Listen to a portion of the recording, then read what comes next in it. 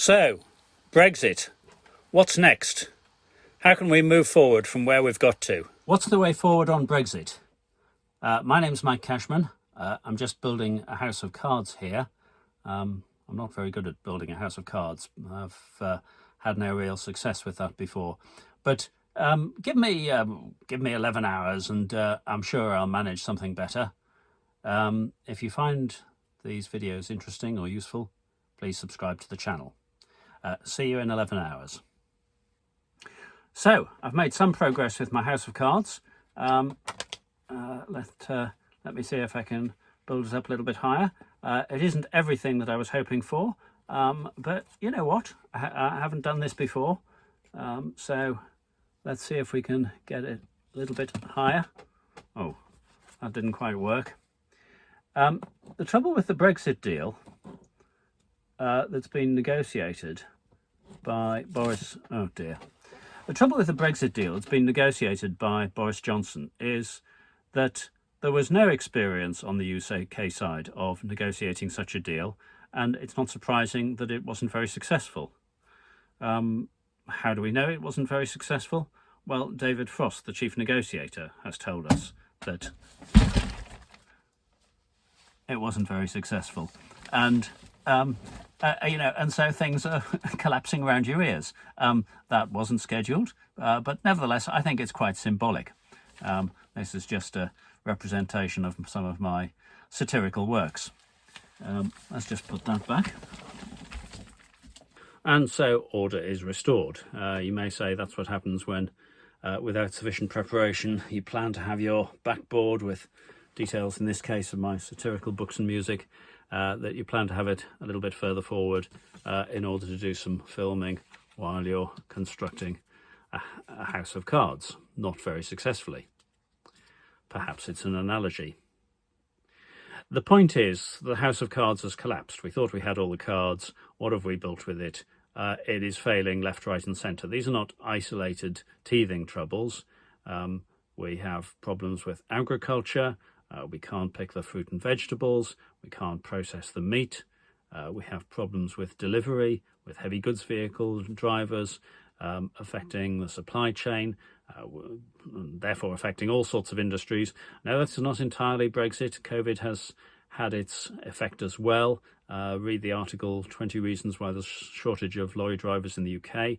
The reasons are not all Brexit, but Brexit is primary among them. Other countries in Europe are not having the same problems as the UK is. We have problems in healthcare, in care homes, in hospitality. Now, none of this proves that it was impossible to have a successful Brexit. But what it does demonstrate is that the unplanned, disorganised Brexit that we have had has been unsuccessful. These, as I say, are not teething troubles. They are permanent features of the Brexit arrangement. I haven't even mentioned Northern Ireland yet. The Brexit that we've got is now holed below the waterline. Boris Johnson said it would be a Titanic success. Like Titanic, this is holed below the waterline. It may continue for some while, struggling on, but this can never be successful. We need to do something else. What should that something else be? I think there's room for considering different options.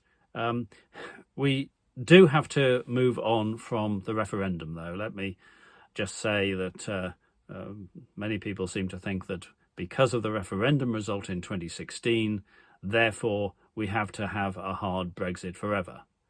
Listen, the referendum, even if you accept its validity, was making the case that an action should be taken, which most of the proponents of Brexit argue has been done. They said, we'll get Brexit done. Well, they've done it. It hasn't worked, but the mandate that they claim that they had has been enacted.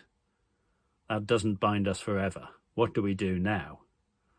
I do even recall Jacob Rees-Mogg arguing against the people's vote, saying, you could have another referendum, certainly, but you should implement the result of the first one before you do that. Well, That's been implemented badly. And it's going to get worse. We're still in the middle of various grace periods. And crucial factor affecting agriculture and other sectors, for example, is that in 2021, people didn't know what was coming. And they gave it a go. Without proper preparation, they hadn't been consulted, there hadn't been proper impact analysis, but they gave it a go and they gave it their best shot. For 2022, businesses are going to be assessing, will already be assessing, is this business actually viable? Business can be very resilient and business can continue, but it does that by getting rid of lines of business that are unsuccessful and concentrating on what actually works. As a result, Britain's exports to Europe have dropped considerably. And what's the effect of that altogether? Well, the Office for Budget Responsibility, the government body, reckons a long-term cut of 4% to gross domestic product. So, as I say, this Brexit hasn't worked. What should we be doing? I think it's time for a professional comparison of alternatives. Now, one of those alternatives could be a hard Brexit. Obviously, there's the one that we've got. You could explore seeing whether the problems could be patched up one way or another. And so one of your contenders is some form of patched up existing deal. I think there should only be one hard Brexit considered. Maybe it's that one. Maybe it's something where you go back to basics and try and design something better from scratch. That's up to the hard Brexiters. But so one option could be a hard Brexit. You certainly should have an option of single market and customs union. That has many of the beneficial reasons to remain that were originally propounded for staying in the European Union. Many Brexiters said, I didn't mind the EC when it was an economic arrangement. It was the political institutions that I didn't agree with. So what about single market and customs union? And I've also made the point in a separate video at greater length that while a lot of commentators said, well, no, the EU wouldn't want to have the UK back after the bad experience of the last few years, I've made the point that actually having the UK in a defined arrangement of the single market and the customs union might be less aggro for the EU than the current bespoke arrangement, where there's a bespoke deal for the UK, but bespoke not very well. So, second alternative, single market and customs union. It's an obvious way that will resolve an enormous number of the problems.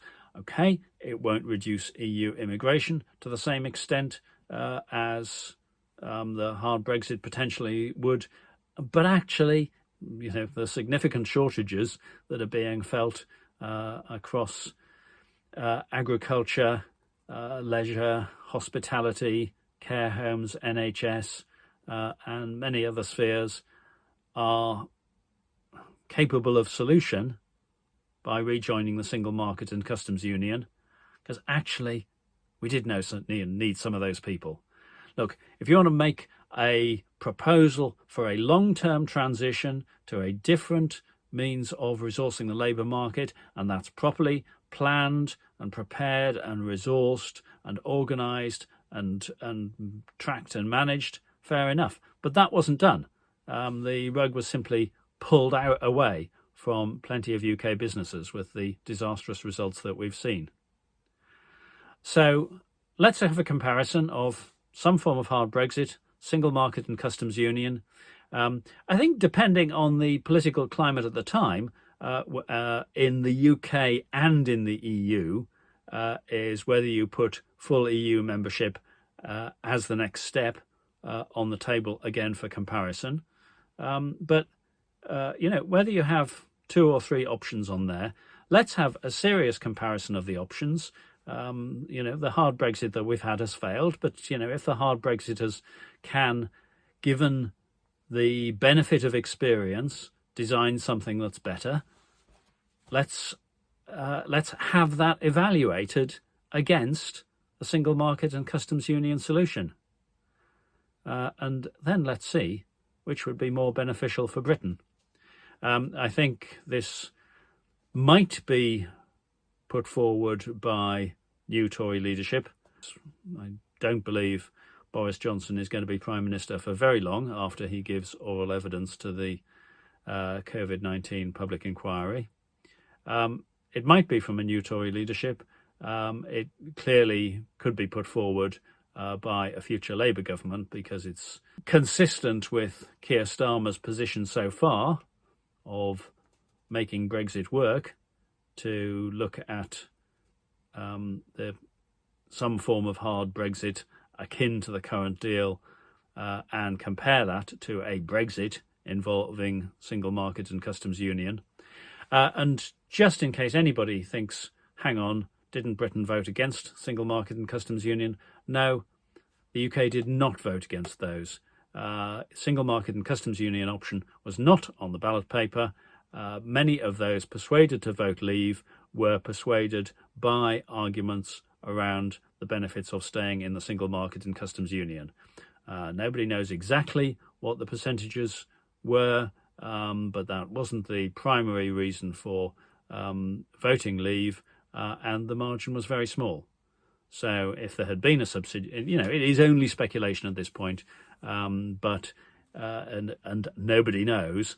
But if there had been a subsidiary question after the do you want to leave the European Union or remain in it, if there'd been a further question which said, and are you in favour or not of remaining in the single market and customs union, then that question would probably have had a majority for remaining in single market and customs union. Nobody knows for certain, but that's the point. Certainly nobody knows that would have been rejected. We are 5 years on from that already.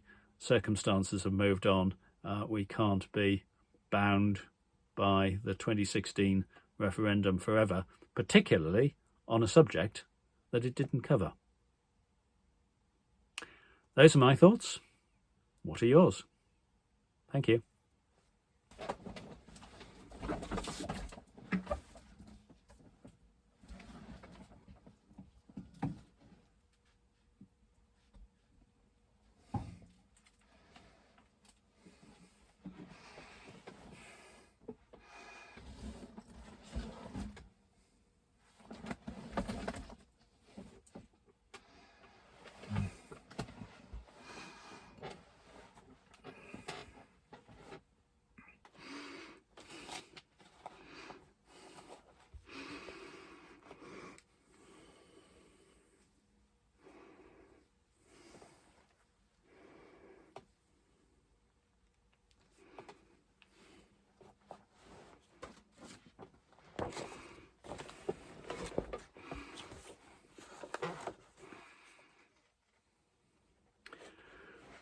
And so I guess that's an illustration of what happens when you try and bring your backboard forward in order to do some filming while you're building a house of cards, not very successfully.